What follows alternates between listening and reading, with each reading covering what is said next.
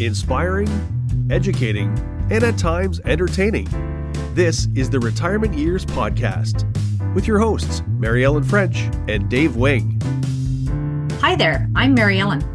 And I'm Dave, and today we're going to talk about the transition to a fixed income. And in retirement, that's often going to be the case, and what that can mean for many among us with respect to food insecurity. And at a time around holidays like Easter, many of us with family gather and have good times and share food. But unfortunately, the reality is a lot of homes don't have that sort of food stability or an abundance of food. And today we're going to highlight the role that food banks play in our communities. And we'll look at the surprising number of people who access them. Yeah, so when I was doing some research on this, Dave, the stats in Canada, where we live, is that in 2023, March of 2024, over 2 million visits to food banks across Canada. And that was a 6% increase over 2023. And what that looks like in real people is 8.7 million Canadians out of 40.1. So that's 1 in 5 Canadians, including 2.1 million children. Of the 8.7 million, 7.7% are seniors, 10% are on a pension, 18% are employed, and 42% are single. Very, very, very surprising. And then I just for fun wanted to look at the United States. The latest stats I could find there were from 2022. 49 million people, 1 in 6, received help from either a food bank or a food pantry, according to Feeding America. And then in the UK, there's an organization called the Trussell Trust, and they hand out food parcels, and they distributed 3.1 million food parcels in 2023-24 from 1,700 locations. And that doesn't include another 1,172 independent food banks for which there is no data collection. So high numbers across many countries around the globe. And I think those of us who have the privilege of not worrying about food, that you can afford to go buy it, and you start to just take that as a given. And those numbers are saying just the opposite. In the area where I live, just outside Toronto, the Durham region, is nearly 700,000 people. Yeah. And the stat came out this week. So very, but as recent as you can get it, approximately 1 in 4 homes in the region where I live rely on food banks. Wow. Or at minimum make visits. Yeah. And as you pointed out, and we'll hear more later, some of those individuals, a growing number of those individuals, are full-time employed full-time, which is hard to believe. Everybody, like when you hear that number, it can be overwhelming, and you think, well, what can I do? And I know you and I have some background through our work, where in school, the school I was at, a nice little rural school, we'd have a food drive. Sometimes it was for specific families, sometimes just in general. Someone could come in and get a hamper or whatever that they needed. And, our guest today has really opened my eyes to not only the sheer number, but who is the neighbor coming in for help with some food, whether occasional or with regularity. Well, exactly. Like, as you said, in the elementary schools, I had the opportunity to start 3 student nutrition programs in 3 different schools. And those were universal programs. And what that meant was that any child could come and get something to eat. So that there was no stigma attached, right? I would often have conversations with parents who would say, but I feed my kid breakfast. And I'm like, I don't care. I want all kids, anybody who wants to eat can eat, because then the kids who need to eat will see the kids that are popular or, appear to have whatever, as much food as they want. And if they're going to go get breakfast, then I too can feel like it's safe to go get breakfast and nobody's going to judge me. Yeah. So that, it was a real opportunity to raise awareness around the stigma that can be attached. And like you said, food drives. My husband and I participate every year in at least one golf tournament, as a charity event for food banks. And I have a friend who that's her retirement plan. As soon as she's retired in a couple of years, that's the first place she's going to volunteer at is the food bank. Well, then, as we'll hear today, there are an abundance of opportunities for everyone differently able to help out in some way at a food bank. Yeah. And on that note, the person we spoke with is Megan Flindle, and her title is Executive Director of Fair Share Food Bank. They have locations in Cobourg, Ontario, and Port Hope as well. And Megan is a very engaging individual. She was very giving of her time with us. And even though she's probably got, even while she was sitting with us, I believe, if memory serves, we'll hear some office clatter. And that's because that building doesn't just shut down because Megan's doing an interview. And we were happy to not only get the information from her, but also promote the food bank and any food bank, if there's someone chooses to support them. And Megan spoke to us about the current need for food banks, how they're feeling a little overwhelmed as well, and how the demographics are shifting about who they see that needs support.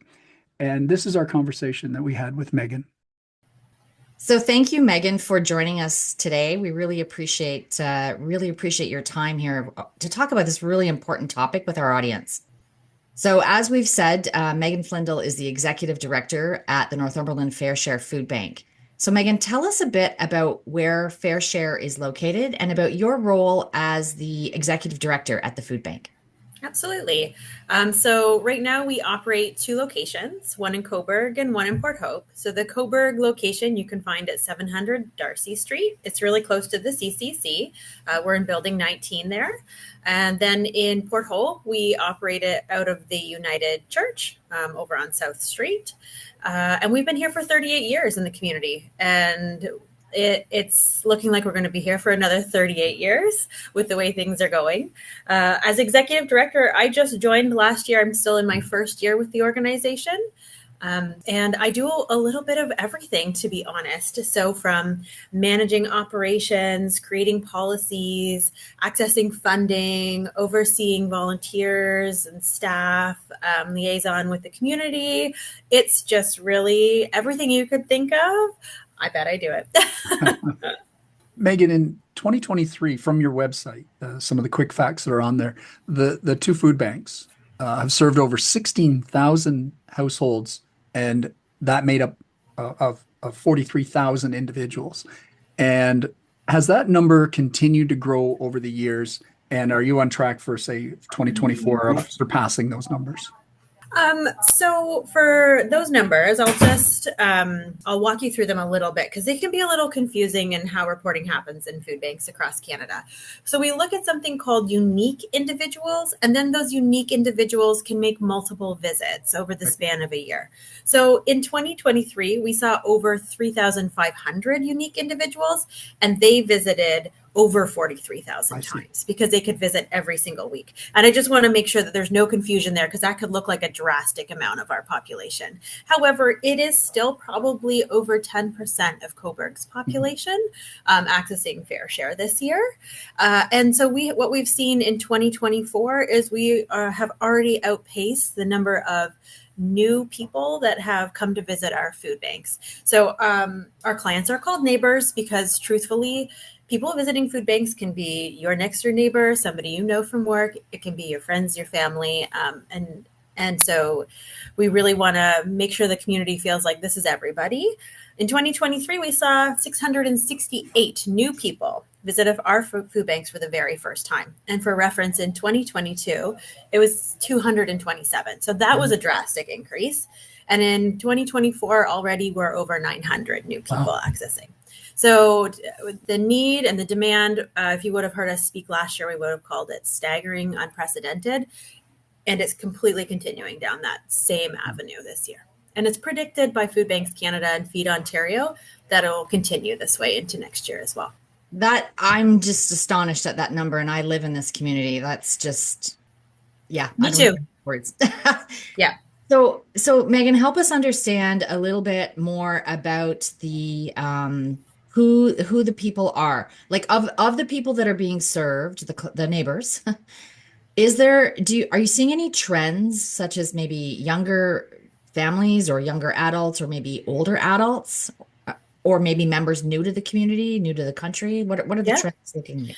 Yeah, there's a few trends that are coming out of the food bank industry at the moment. One of the most difficult statistics to hear is that over 30% of food bank users are under the age of 18.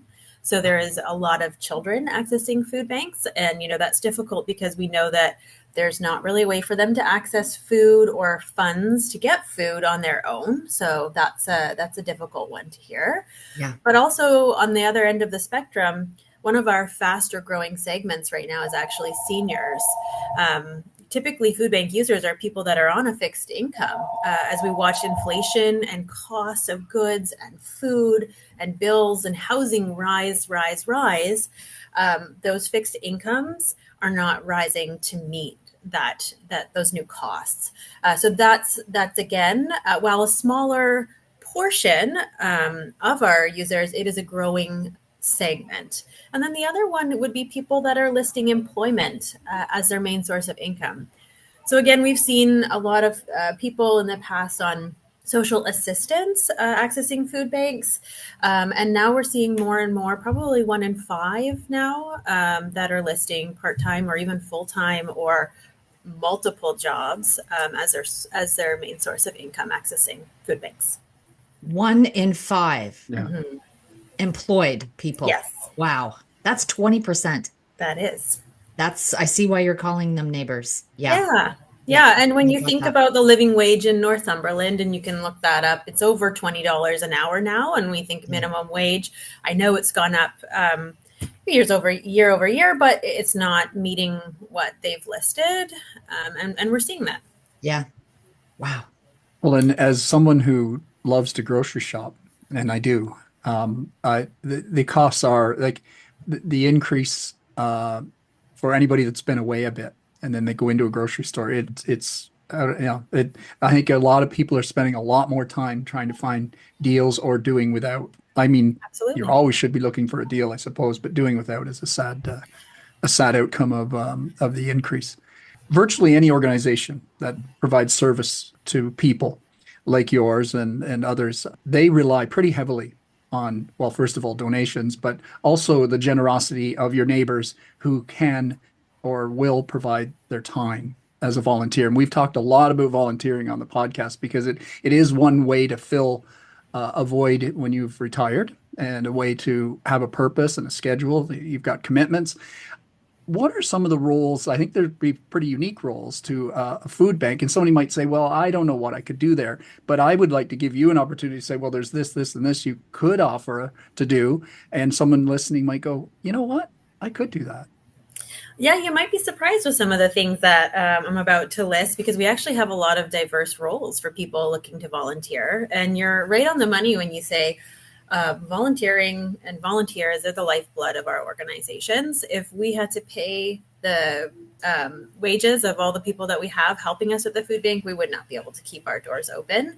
We love our volunteers and they love coming here is what we hear. So if you're volunteering here after we kind of do your tour and your orientation, there's a lot of different roles you can choose from. One of the main ones would be sorting food.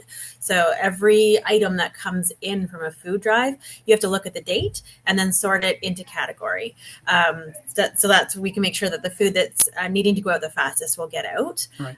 The quickest to people that need it. There's stocking shelves. So we'll have volunteers replenish as neighbors come through and take the food. We've got to keep those shelves full. We have portioning. So if we get large items that are too big to give out to an individual, we'll break them down into smaller sizes. We've got receivers, so we do a lot of moving of food through this community. And so people that are physically able to lift, they are very valuable at the food bank because we've got to receive a ton of food on a couple of days a week and then get it into their proper storage areas. We have drivers. So again, for being able to collect food rescues and do some home deliveries, we have people that drive our vehicles. And then we have special events. We do grandma cruisers every month at the grocery stores. We have community partners that hold third-party events for us. So if you want to come out and do that type of thing and just, hand out some flyers or chat to people, that's another option as well. Well, that sounds very diverse. Absolutely. In addition to volunteers, there have to be other operating costs, I would imagine, to run a food bank. So where does the funding come from? So we are completely funded by the community, which is incredible. And we can't say enough things about this community that we are able to keep going as we have through all these rising costs. So that looks like individual donations, corporate donations, organizations donating to us. And then we also apply for grants. So we will apply for grants from a variety of places. We've got foundations, just anything that aligns with our mission of fighting food insecurity. And it's pretty incredible to say that our donations, our community donations, have stayed on pace with previous years. So despite all of the costs we talked about going up, the community is still really invested in making sure that people are fed. It's just the costs that have gone up, and they've gone up for us too. So with the demand increase and then the food cost increase, while donations remaining steady, and that's wonderful, we're still fighting all those increases on the other side as well. Yeah, I like what I'm hearing is that the your variety of funding sources have remained steady, which is great, but really your costs are increasing. So really you need those funding sources to also increase.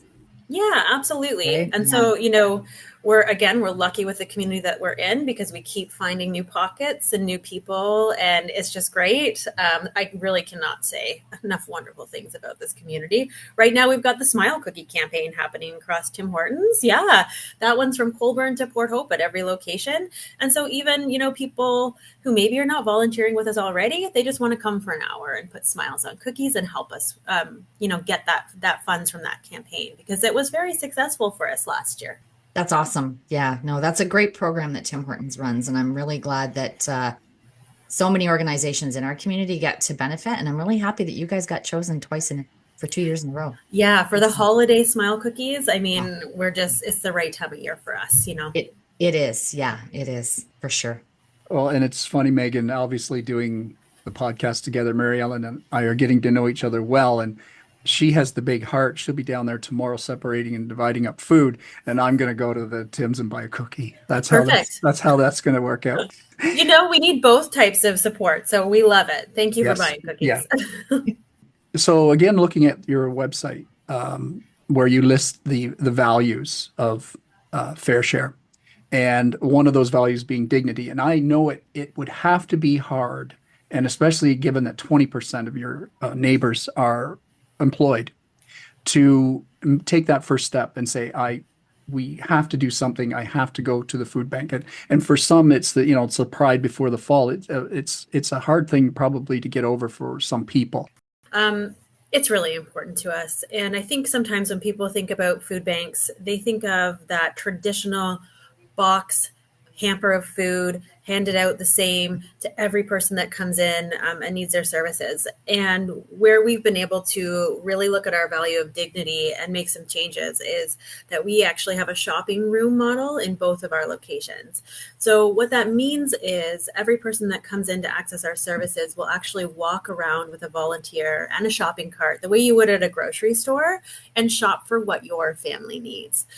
So while you may not want those black beans this week, or maybe you have enough craft dinner, it's really important to your family to access our fresh produce or the proteins that we have, from canned meats to chicken or ground beef. So it stops there being waste or, unwanted foods going into homes that they won't be able to use. It leaves things on the shelf for other people. Our neighbors are just beautiful when they walk around and, we'll say, I want to leave this on the shelf for somebody else. We have enough of that in our home.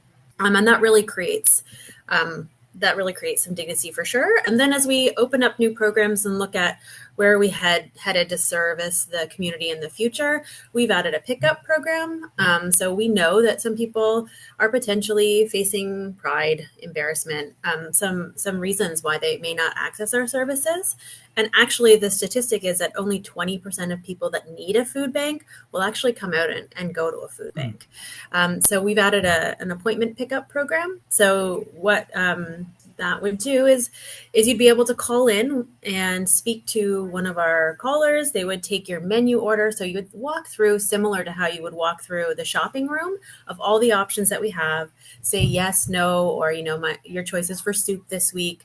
We'd record it all down, and then a volunteer would shop on your behalf, and then you'd come in at your appointment time, and you'd be able to just pick up that bag or box of food and go on your way, so that there's no long wait times, which can sometimes happen. There's less concerns about people maybe seeing you, or any of the things that lead to people not choosing to access our services. So I think those types of things are really important. And, I've seen some really wonderful interactions between volunteers and neighbors as they're shopping around, talking about the different ways that they use the food products and items with their families and recipes, or, they just have a great chat. And part of that is just the wonder of community. It truly is. And that's, Dave mentioned earlier that we've talked a lot on our podcast about the importance of volunteering as a retiree. And what you're pointing to there is exactly, what we're trying to help people understand, which is that social connection works both ways. Yeah.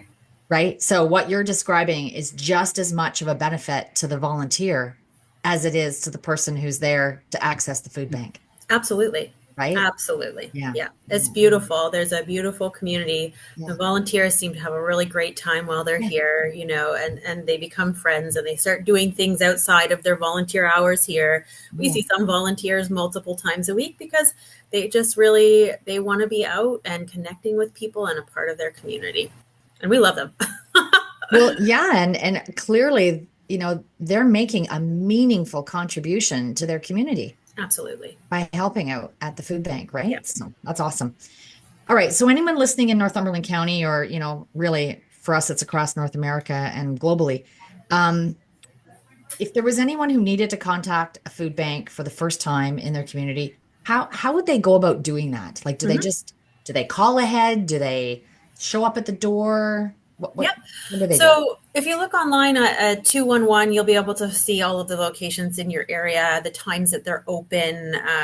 Because while I may be here Monday to Friday, 9 to 5, we're only open at certain times during the day. And then I would just suggest they can come in during those hours. They can show up, bring some ID with you. So you maybe ask some questions and it will go into our database. That's really to provide statistics for Food Banks Canada, Feed Ontario, to help create awareness and drive change in the future, to try and eliminate the need for food banks across Canada. And then, you can call in. Absolutely. Like I said, we have our pickup program, so that's an option for people. But please just come if you need help. It may be for a small window of time. I mean, life happens, crisis, emergency happens. You may only need support for 3 weeks, or maybe it's 3 months, and then you're back on your feet. And that's great. That's the type of story we want to hear. And then you can take it upon yourself if things in your life change to support your food bank in another way. And you may need support for a longer amount of time, and that's fine too. What's really important is that in our beautiful country of Canada, where we have so much agriculture and farms and space, and that we are feeding every hungry person, regardless of what's happening in their lives. I just feel nobody should be hungry, and especially in Northumberland. So please come. I've heard stories of why people choose not to come, or people only eating half of a meal, or can only afford so much. We're here, and we will help you through it. If it's your first time, we'll make it really easy and simple for you. That's awesome. Thank you so much. I really appreciate your time here today. Dave, did you have any follow-up questions? A couple things, Megan. First, you give a lot of credit to your volunteers and your community. I think Mary Ellen and I would agree that as an ambassador for the food bank, you can take a little credit too for that, because it's been a wonderful interview, and not that we wouldn't have done this otherwise, but the podcast will make a donation as well to Bear Share, because I think that's not to compensate your time. You're happy to do this, I know, but I think it's the least we can do. And if we may even do a personal one, it'll be up to each individual. But again, it certainly has opened my eyes to a lot of things today. That's so kind. Thank you both so much. I really appreciate that. Megan was just so lovely, and she's clearly passionate about food banks, and of course clearly passionate about the community, right? She couldn't say enough amazing things about the volunteers that she's got. I think probably the thing that shocked me, well, there was two things that really shocked me. One was that 1 in 5 people visiting the food bank are employed. Yeah. And that really shattered a myth for me. That was, I still can't believe that 1 in 5, like, wow, living wage and all, and still it isn't enough. It isn't enough. So that was one. And the second one was that the fastest growing segment of the population accessing the food bank is seniors on a fixed income, which is kind of what prompted us to tackle this topic. Yeah, because unless you've got some sort of fixed income that's indexed to inflation, you're not very long before you're falling behind. Yeah. And I mean, we all know that even as kids, we remember what you could go get with a dollar or whatever. And yeah, if to be in that position, having worked decades probably, and now find that you're depending on a food bank, that would be a tough thing to face. So that is what impressed me about FareShare's approach to making sure that people who use their services do so with dignity. There ought not to be any shame in it, but there's still you feel like, well, why can't I get by? And I like that when you go there, you can go and select things from the shelf. So it's like you're shopping. The difference being you're not paying at the end. But that also helps from food wastes, because if you get a bin of food, there may be things that you can or can't eat, or the children wouldn't prefer. Like, not that they're being fussy. There might be some things that they don't like to eat at all. No. But that ability to still shop, and then you can also call ahead and have the box ready, or they'll deliver it in cases where that person simply can't get there, whether that's family commitment or maybe physical limitations. And that to me is and the fact that they call their clients neighbors. Yep. Yeah. I really loved that, because that's who it is. It really is our neighbors, right? And something else that struck me around that was the volunteers. The volunteers get just as much out of participating in their various roles at the food bank as do the neighbors who are coming to partake. And Megan said something that I really liked. She said, she talked about the wonder of community. And, it's that social connection that we know from previous episodes and guest speakers that we've had. That social connection is really so important. And in this situation, it works both ways. Yeah, it does. Yeah, it would be incredibly rewarding to go and help if you can, of course. And some of the roles that Megan outlined that you can do, for example, just be there when food arrives, take it in and help put it in I suppose, like a storeroom. But then they also need somebody that can help stock the shelves, drivers who can collect donations or deliver donations, helping out if that's not your thing, helping out at a special event, if they're having a fundraiser somewhere or whatever, just helping set up or run a booth. So there really is a lot. There are a lot of roles that people could do. Yeah. Well, listeners, we hope that you found today's episode informative. I know our eyes were certainly opened in speaking with Megan, and we would encourage you to reach out to your local food bank if you need to. That's why it's there. And if you're fortunate enough to not need the services of the food bank, please consider donating to one regularly. Regardless of your situation, whatever it is, you would be welcome as a volunteer. And that's the only way, as you heard Megan say, that's the only way food banks really across the globe can remain open. There's so many ways, as we discuss those roles, you can donate monetarily, whatever you can do to help out. As you just heard from Megan, would be greatly appreciated. And we're glad you dropped by again this week and joined us.